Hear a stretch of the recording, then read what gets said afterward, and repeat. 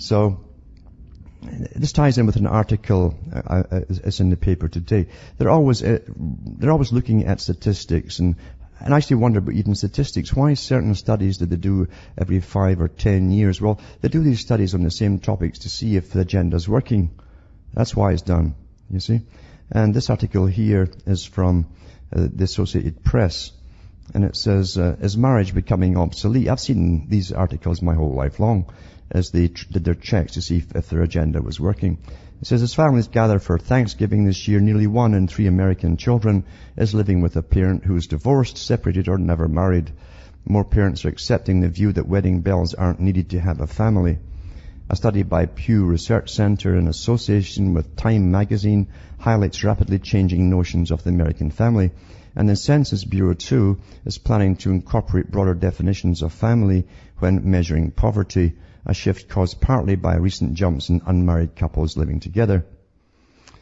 It says about 29% of children under 18 now live with a parent or parents who are unwed or no longer married, a 5-fold increase from 1960, according to the Pew report being released Thursday. Broken down further, about 15% of parents who are divorced or separated and 14% who were never married. Within those two groups, a sizable chunk, about 6%, have parents who are live-in couples who opted to raise children together without getting married. Indeed, about 39% of Americans said marriage was becoming obsolete, and that sentiment that follows U.S. Census data released in September showed that marriages hit an all-time low of 52% of adults 18 and over. Then they go into it says, when it asks what constitutes a family, see, they're redefining it all the time. As you well know, if you watch the comedy shows, that's how they always introduce the new things through comedy, which otherwise you wouldn't get a laugh at. It'd be too serious if they didn't. It says, when asked what constitutes a family, a vast majority of Americans agree that a married couple with or without children fits that description, but 4 of 5 surveyed pointed also to an unmarried opposite-sex couple with children or a single parent. 3 out of 5 said a same-sex couple with children was a family because they watch TV a lot. Marriage is still very important in this country, but it doesn't dominate family life like it used to, said Andrew Chernin, professor of sociology and public policy at Johns Hopkins University. Very interesting that, you see, because sociologists and ethnologists and anthropologists all worked with the big boys to bring in the modern culture, and they were working heavily on this from, I'd say, about the 1940s onwards to bring in this kind of society. Interesting how it's worked. And it says the broadening views of family are expected to have an impact at Thanksgiving. About 9 in 10 Americans say they will share a Thanksgiving meal next week with families, sitting at a table with 12 people on average. But 1/4 of respondents said there will be 20 or more family members. And you know that it's worse for other countries in Europe, like Britain. It's just devastated, destroyed, because of the massive welfare states actually encouraged women just to have children on their own without having men at all. And you don't even need a man to get impregnated today. They've got all these clinics that'll do it all for you. And then the rest of the society just picks up the tab and keeps them living in their homes. So this was all arranged. Then you go back to the Communist Manifesto. And on this page here, it's page 100, it says here, one of the planks is abolition of the family. Even the most radical flare up at this infamous proposal of the communists. On what foundation is the present family, the bourgeois family, based, the middle class are talking about? On capital, on private gain. In its completely developed form, this family exists only amongst the middle class, the bourgeoisie. But this state of things finds its complement in the practical absence of the family amongst the proletarians and in public prostitution. The bourgeois family will vanish as a matter of course when its complement vanishes, and both will vanish with the vanishing of capital. And technically it's all happens. Do you charge us with wanting to stop the exploitation of children by their parents? To this crime we plead guilty. But will you say we destroy the most hallowed of relations when we replace home education by social education? And your education, is it not also social and determined by social conditions under which you educate by the intervention of direct or indirect of society, by means of schools, etc.? Communists have not invented the intervention of society in education. They do but seek to alter the character of that intervention and to rescue education from the influence of the ruling class. It says the bourgeois claptrap about the family and education, about the hallowed correlation of parent and child, becomes all the more disgusting, the more by the action of modern industry.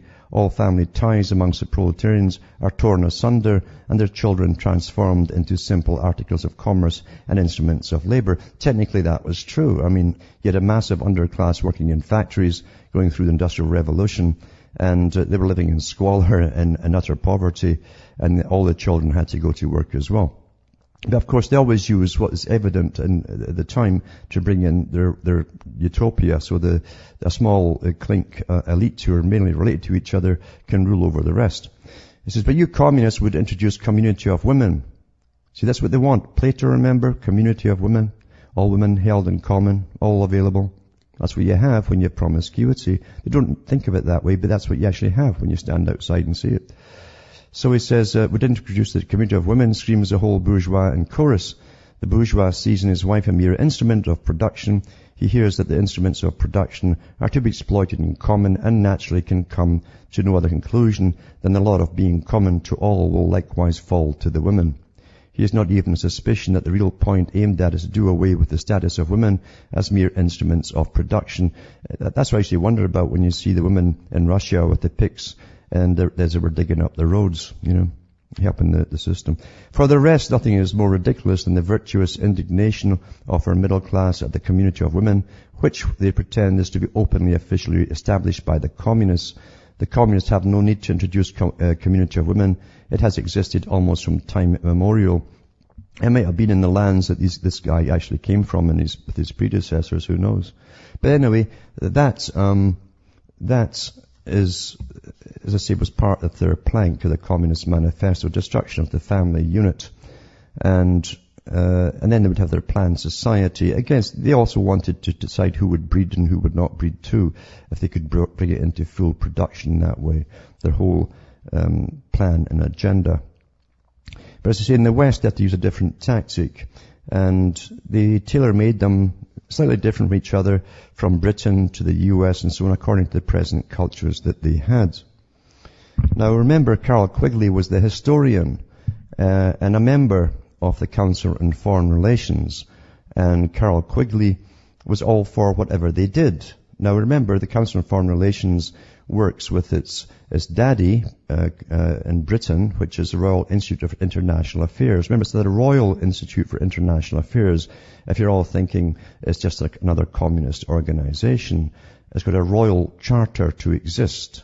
It's above government, you might say. And it says here in Tragedy and Hope on page 1263, it says, behind this protective barrier, a new teenage culture has grown up. This is in the 60s he's talking about. Its chief characteristic is rejection of parental values and of middle-class culture. What a coincidence, eh? It's all coincidences we're reading here. In many ways, this new culture was like that of the African tribes. Its tastes in music and the dance, its emphasis on sex play, its increasingly scanty clothing, its emphasis on group solidarity, the high value it puts on interpersonal relations, especially talking and social drinking, and drug taking, I should add to it. It's almost total rejection of future preference and constant efforts to free itself. Back with more after this break.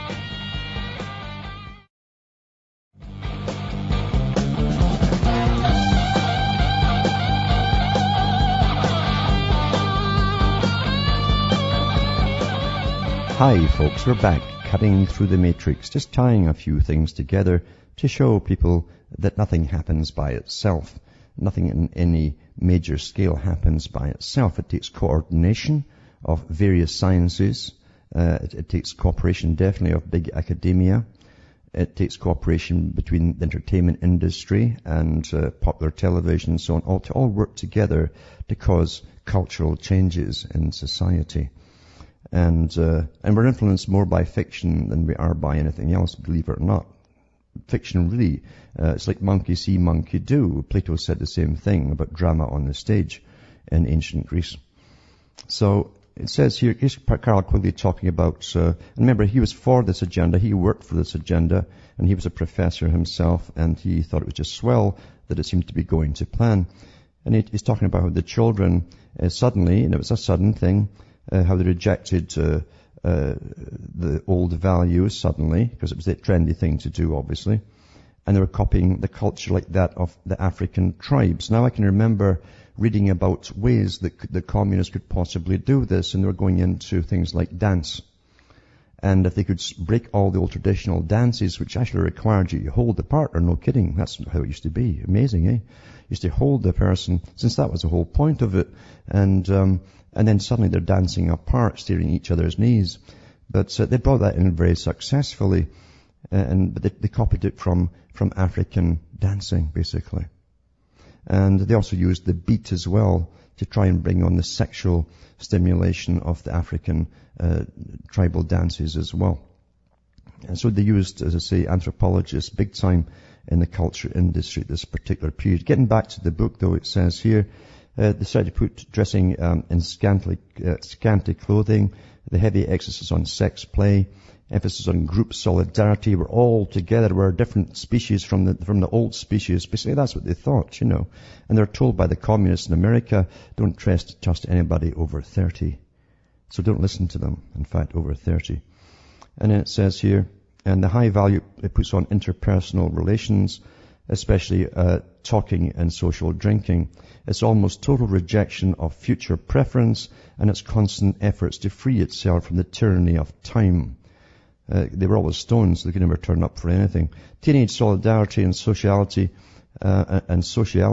especially the solidarity of their groups and subgroups, are amazingly African in attitudes as they gather at nightly or at least on weekends to drink cokes, talk, intermingle interminably in the midst of throbbing music, preferably in semi-darkness, with couples drifting off for sex play in the corners as a kind of social diversion and a complete emancipation from time. Usually they have their own language. That was all given to them too. They didn't know that, of course, with vocabulary and constructions so strange that parents find them almost incomprehensible. This Africanization of American society is gradually spreading with the passing years to higher age levels in our culture, and is having profound and damaging effects on the transfer of middle-class values to the rising generation.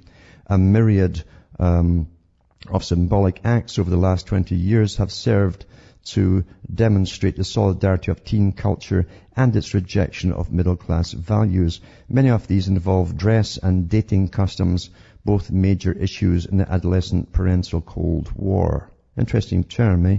Adolescent parental Cold War. The jive language of the period also had a South Chicago origin and has been traced back to a large extent to a saloon run by a certain local oracle called Hip early in the 20th century. Fortunately, Going Steady was only a brief, if drastic, challenge to potential attitudes and was soon replaced by tribal gregariousness and tolerant sexual broad-mindedness, which might be called clique going, since it involved social solidarity, sometimes sexual promiscuity within a small group, usually of 10 or less. This became, to their adults, the teenage gang, which still strives or thrives, but never in a very formal way in middle-class circles as it does in lower-class ones. Two casualties of this process are sexual jealousy and sexual privacy, both of which have largely disappeared amongst many upper-middle-class young people. Now, that's what the communists said too. They do away with jealousy and so on, and you would have no steady partner. Back with more after this.